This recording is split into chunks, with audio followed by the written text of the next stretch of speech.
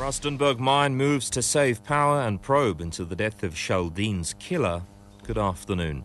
Xstrata switched off 2 chrome furnaces at its Rustenburg plant in the northwest to help power utility SAfm save power. The company says supplies to customers will not be affected. It says maintenance of the furnaces have been brought forward from its usual schedule in June-July because the national grid is under strain due to unplanned outages at some of Eskom's power plants. Eskom says lost production will be made up by higher output at some of its other smelters. Well, opposition parties have called on President Jacob Zuma to clarify remarks that he wants to review the Constitutional Court's powers. He's been quoted by a Johannesburg newspaper saying that not every Constitutional Court judge agrees with some of the decisions. Zuma's questioned the logic of having split judgments and says judges are being influenced by the media.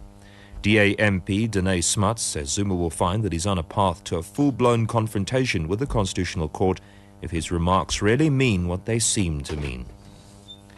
South African incomes have risen while income inequality has narrowed over the past decade.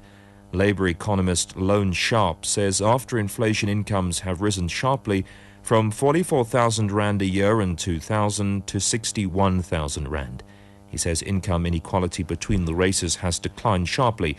In 2000, the average black South African earned 15% of the average white South African income, whereas in 2011, a typical black person earned 40% of a typical white person's income. About 14% of the black workforce earn as much or more than the average white employee. The Department of Correctional Services and police are probing the circumstances around the murder of Sheldine Human's murderer in Lukop prison north of Johannesburg. Andrew Jordan was reportedly stabbed to death by another inmate. He was sentenced to life imprisonment for the murder and attempted rape of 7-year-old Sheldine. Her mother, Elise. A lot of people say it's getting easier. For me, it doesn't get easier. It's still difficult. I would still like her to be back with me, but that's not allowed. I just take it one day at a time.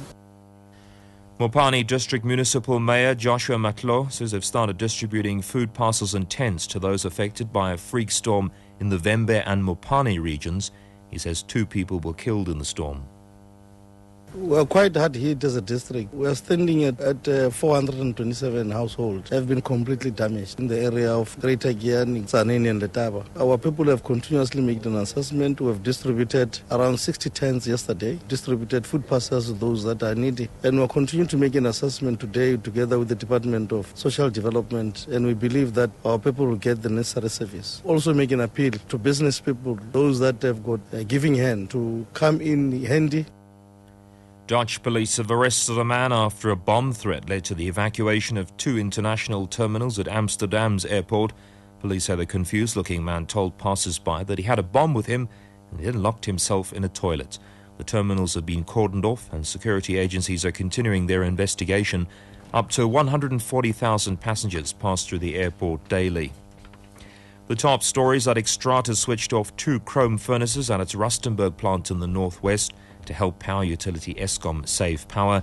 It says lost production will be made up by higher output at some of its other smelters.